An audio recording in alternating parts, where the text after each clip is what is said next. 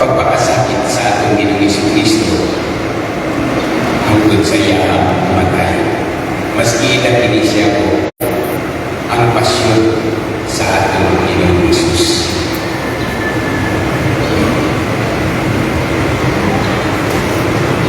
Dili siya sugilan ra, kundi tinuod yun siya na nahitabo. This is not a drama, but it is part of history of our faith, the story of our salvation. Kaya mga kaisunan, kung naminaw na pa tayo o we try to involve ourselves diha sa pagbasa, doon na kita'y maitandi o may kumpara sa atong pagkalimit. Pananglitan ka itong mga musisero, the onlookers or mga extra, na diin sila mao ang halapat na bidati o i-welcome sa atong Ginoong Jesucristo, sumala sa libutan o natungganan o kaniha sa pagbansay sa pagsulod ng mayang pagsulod ni Jesus sa Jerusalem. Apan sa mga nagiging kaganiha, hindi sila mao ang mga kapkaw-babaw ang ilahang pagtuo, ng ilahang pagsalig natin sa Diyos. Ano itaw, ilan ang natunggan, bunga sa hungin. Busa, yung tao, niya ang nakikita ko ba magsulay ang tuwa sila o nanago o usasap na maningin nga ilan sa Diyos atong maitandi ang atong kaugalingan.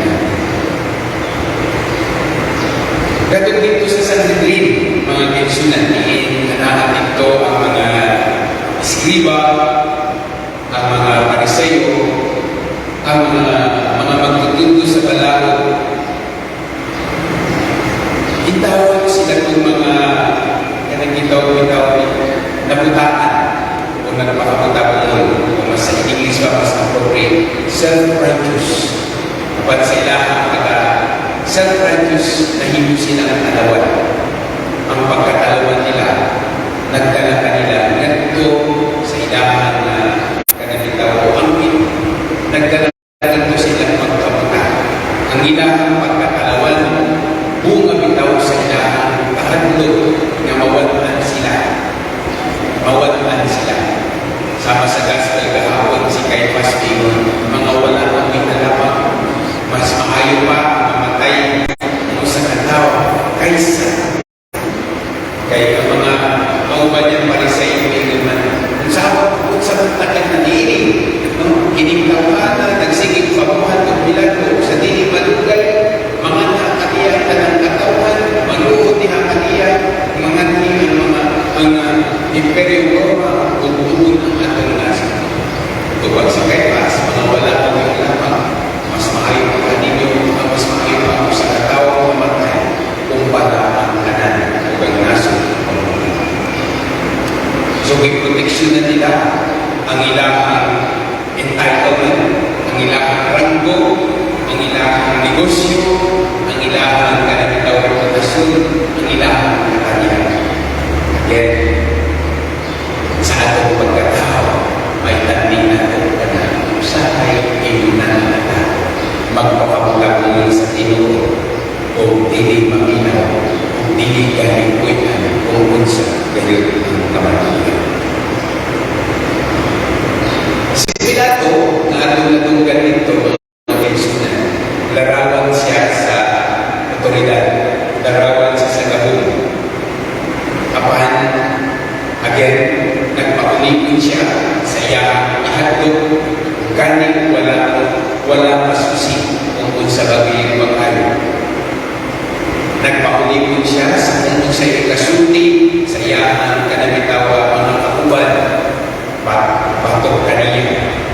Usa, nang gunaw siya, kung pasabot niya na, hindi siya gusto managot, hindi siya gusto na ipatunhay ang kamaturan dili sa gusto mag-agi sa proseso, dili sa gusto na ma-involve. Pinaka nato ang inyunan na pasipatan lamang ang katarungan, pasipatan lamang ang kaumawan o tugutan ang kaugalingan na magtuyo sa baka. Ang mga babae sa Jerusalem, sa tuod, wala kaayong diskutan sa atong Ebanghelyo, naka sila dito. Ang mga babae sa Jerusalem, ang Jerusalem, para na po sila atong mga kabus na ipangalagaan sa atong Ginoong Jesucristo. Sila itong nakatagamdam ng tao o kaluwasan, iayaw ang ilahang sakit, mga bakol sila, nakalakaw sila, mga buta sila, itawag, ibalik kanila ang pananaw. Galing, hasta ang kinabuhi, ibalik, susama sa utak, sa anak sa usama sa Samaritano, na babae, ibalik ang kinabuhi sa iyo. Sumasama sa utak, dito sa silo, ibalik ang iyang pananaw. Apan, kini sa nahitabo, ang pagpagluwas at Panginoong Jesucristo na kung na naman hinoon o ipag-ibabaw ang pagkabaka ang pagkaulong kaysa sa maluwas. Sila na doon ang nawalan. Sila na doon ang kanabitawa. Wala katagal. Pinakanan ko ang inyong kaya hindi mo tatagalaw ka na to ang mga anak sa kadagdagan. Huwag nang inahangan sa tungkol, kita naman hinoon ang pagkakaw din ang kanila. Pagkita na ito ang mga apostoles, pinalagan ng tinigban sa Diyos. Sila, sa kadugayon, mga tinginan sa Panginoong Jesucristo. Apan sila usap sa paghadlo, bibiyag sa Panginoon. Ang usa sa ilaha, minibot, ang usa sa ilaha, nagbubuhin. Apan, tumot o pinaagi sa kaluoy pagkapuangon sa Panginoong Jesucristo, gadiin ibalik niya kanila ang kalikunan ng inspirasyon. Ipadalaginan sila sa pagkabataw sa Panginoong Jesucristo, sila nagpapiling lingkod hangtod sa tangkulan. Nagpasabot ini mga Jesunan na kaluoy sa Diyos, usaya ang pagkapapangon. Basta kita bumalik ito kaniya ang Panginoon. Maangkon nato ang grasya panalangin sa Diyos. Mabitaw ko na dunay kwento na si Jesus luwapin sa ganahan sa langit. Hindi pakulanan siya ni San Lorenzo sa Kapilipinong Martir. Ginoo, manapin yung mga kapantay mo po na nakapin mo sa ganahan sa langit. Or magtunang kayo ni Paako. Kung si Jesus ito ba niya? Oo, na ako'y di maako. Kitsa mo dito, si Judas. Si Judas ay di maako. Si Judas na mag-inus. Si Judas ang tawag na buhating punta ng tubig. Pilakan nato ang Judas. Pilakan nato ang Panginoon.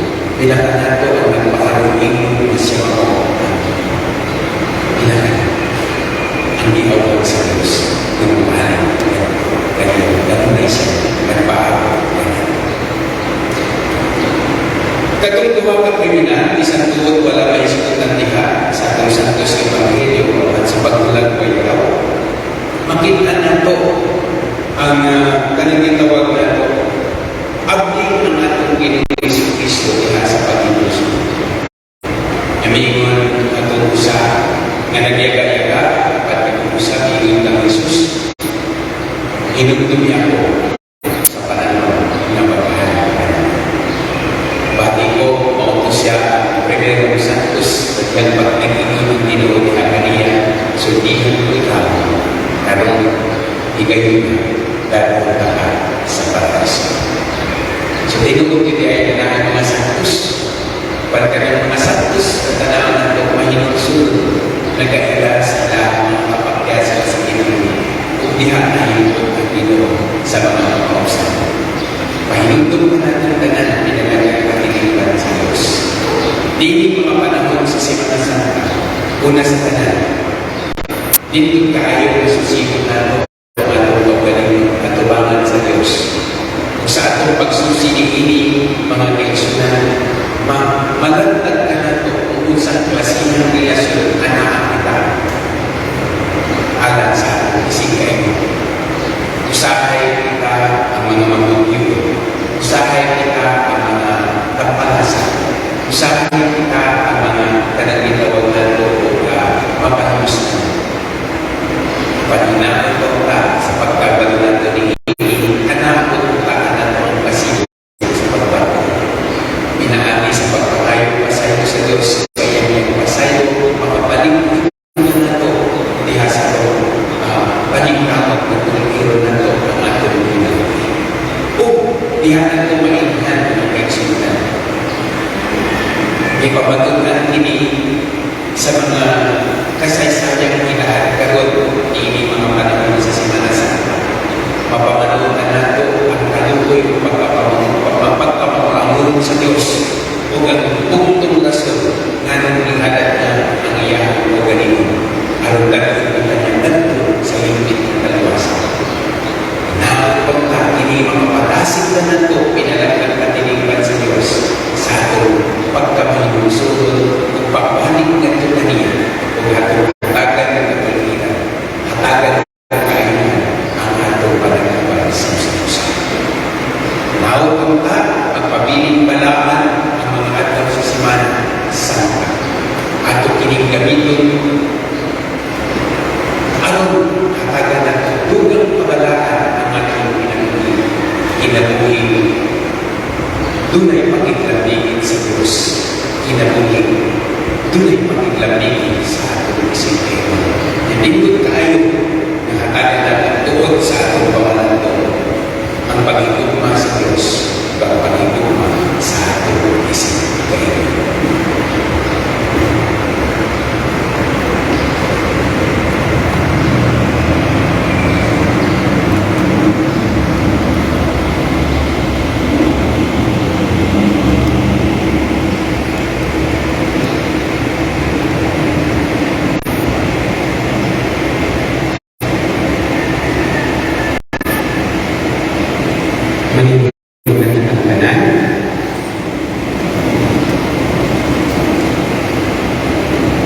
Ininura at ipadayag ang atong pagtuitang tanan. Nagatuwa po sa Diyos, mamahan na magagagamit sa tanan. Magbubuhat sa langit po sa iyo, sa tanan mga makita o di makita. Nagatuwa kami sa Ginoo, si Jesucristo ang bugtungan sa Diyos, di anak samahan sa wala kay kanugitan. Diyos ikan sa Diyos, kahayag ikan sa kahayag. Matuod nga Diyos ikan sa Diyos nga matuod. Yan ang nililimuhan sa katinay niya samahan. Pinaagi ka niya nagahimo ang tanan. Tungod ka nato mga tao alam sa atong kaluwasan. Biganaw siya ikan sa langit, sa lalang sa Espiritu Santo. Kung nahimo siya na may lawas, ikan ni Maria Magdalena. Nahimo ka. Tungod ka nato, ilan siya sa krus, sa sugod ni Poncio Pilato. Nag-ano siya, namatay ng inupo, sa katulong araw na panumaw siya. Aron matuman ang kasulatan, bisana siya sa lahat, kung naglingkod sa toko sa Ama.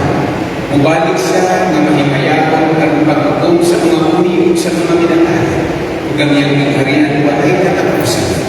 Nagatuo kami sa Espiritu Santo, ang Ginoo maghahatag sa kinabuhi, na nagagikan siya sa mahal kung sa anak, dungan sa mahal kung sa anak, isimba siya ang ihimaya, kung misulti, pinaagi sa mga kupel. Nagatuo kami sa Santos, sa Santos Katoliko o Apostoliko na simbahan. Nagaila kami sa kabunyan, alang sa kasayuan sa mga sala. Nagapaabot kami sa pagkabanang sa mga minatay, sa kinabuhi, sa umamabot ng kalimutan. Atong niya itulong karon ang pag-ampo sa kalimutan.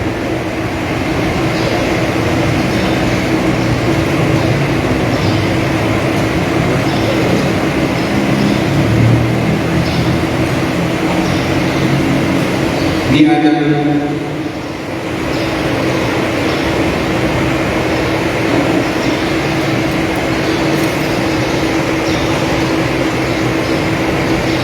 atong hari isulod na sa iyong syudad. Ang atong mga lugay, mga singit sa pagpasinungo, nga nagawag kang samtang ang mga pulong sa Ebanghelyo nagasugid ka nato sa sugilanan sa iyang kasal. Sa pagkamatay, ato karon daton ang atong mga pag-ampo ngadto sa mahal, pinaagi sa iyang anak nga iyang gitugyan alang kanato uban sa tugma nga dili nato masabot. Ug moingon kita, Ginoo pamatian ang among pag-ampo. Alang sa simbahan sa kalibutan, ang nagsulog sa pagbubuhat sulod ni Semana Santa, mag-ampo kita sa inyo. Ginoo pamatian ang among pag-ampo. Alang sa kanakatawagan ng panasurat, nga nangita o kanina, mag-ampo kita sa inyo. Ginoo pamatian ang among pag-ampo. Alang sa mga nag-alok sa Kristo o mga pasakit, mag-ampo kita sa inyo. Ginoo pamatian ang among pag-ampo. Alang sa usa ka espiritu o sulod, magmanalungod o pasalamatan, sulod ni pinili ng mga alma, mag-ampo kita sa inyo. Ginoo pamatian ang among pag-ampo. Alang sa kapulayan sa mga pagkukuhan na nakamatay, mag-ampo kita sa inyo. Ginoo pamatian ang among pag-ampo. Ginoo nga mahal, uban sa malinawag nga kaisog, nagpakamatay ang imong bugtong anak alang tanan. Hatagi kami bahit sa iyong puso, samtang among ipadanag kanha kanimo ang among pag-ampo. Kini among ipangayo pinagi ni Kristo